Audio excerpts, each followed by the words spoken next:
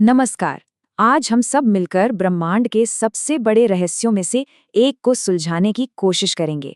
चलिए ये सफर शुरू करते हैं। सोचिए, ये जो पूरा ब्रह्मांड है, ये असल में 13.8 अरब साल पुराना एक एक क्राइम सीन जैसा है। और ये ऐसे सबूतों से भरा पड़ा है जिन्हें बस खोजने की देर है।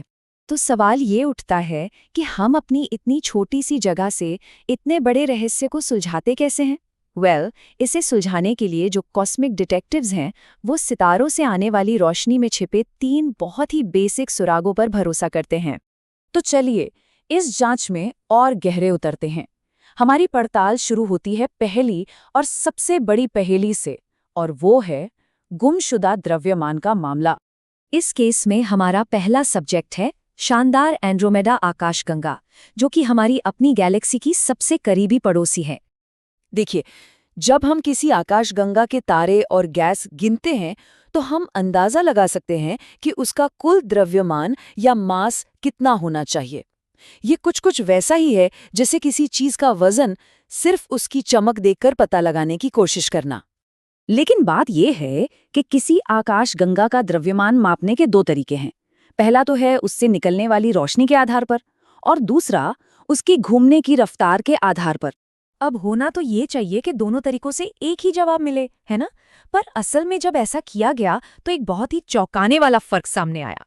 ये जो एंड्रोमेडा का रोटेशन कर्व है, ये दिखाता है कि उसके तारे उम्मीद से कहीं कहीं ज्यादा तेजी से घूम रहे हैं, और उनकी रफ्तार इतनी ज्यादा है कि सिर्फ दिखाई देने वाले पदार्थ का गुरुत्वाकर्षण या ग्रेविटी उन्हें इतनी तेज नहीं घुमा सकती।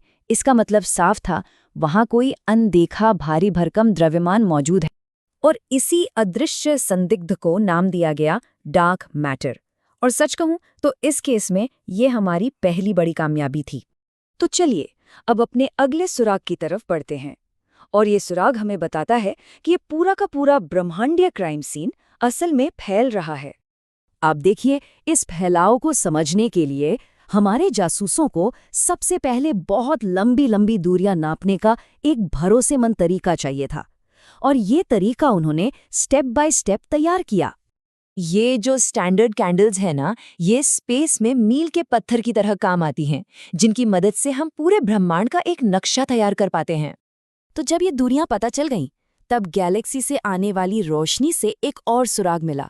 वो ये था कि कोई आकाशगंगा हमसे जितनी ज्यादा दूर है, वो उतनी ही ज्यादा तेजी से हमसे दूर जा रही है। और जब महान वैज्ञानिक एडविन हबल ने इस सारे डेटा को एक ग्राफ पर रखा, तो उन्हें वो पुख्ता सबूत मिला जिसकी तलाश थी। इस बात का पक्का सबूत कि हमारा ब्रह्मांड लगातार फैल रहा है। हमारा तीसरा और आखिरी सुराग अब तक का सबसे गहरा है। ये एक तरह का जीवाश्म है, या कह सकते हैं कि ये समय की शुरुआत से आती हुई एक गूंज है। ये जो प्राचीन रोशनी है, जिसे हम CMB कहते हैं, ये हमें बताती है कि ब्रह्मांड अपने शुरुआती दिनों में अपनी बिल्कुल शिशु अवस्था में कैसा दिखता था। तो पहली नज़र में देखने पर यह शिशु ब्रह्मांड हैरान करने वाला, एकदम चिकना और एक जैसा दिखाई देता है। लेकिन जब हमारी अपनी आकाशगंगा की वजह से जो डिस्टॉर्शन आ रहा है, उसे हटाकर सावधानी से इसका विश्लेषण किया जाता है, तो एक ज्यादा साफ तस्वीर उभरने लगती है। और ये जो आखिरी हाई कॉन्ट्रास्ट मैप है, ये तापमान में बहुत छोटे छोटे उतार चढ़ाव दिखाता है। असल में यही वो छोटे छोटे गर्म और ठंडे धब्बे हैं, वो बीज जिनसे बाद में गुरुत्वाकर्षण ने आज की हर एक आकाशगंगा को बनाया। इसका मतलब ये हुआ कि बहुत बड़े स्केल पर देखें तो ब्रह्मांड हर दिशा से एक जैसा और हर जगह एक जैसा है। यानी इसकी शुरुआत एक बहुत ही सरल और एक समान बनावट से हुई थी। तो चलिए अब इन सारे सबूतों को एक साथ जोड़ते हैं और देखते हैं कि इन सुरागों ने मिलकर ब्रह्मांड की कैसी तस्वीर बनाई है। ये सारे सबूत एक ऐसे यूनिवर्स की तरफ इशारा करते हैं जो एक बहुत ही गर्म और घनी अवस्था में पैदा हुआ और तब से लगातार फैल रहा है और ठंडा हो रहा है।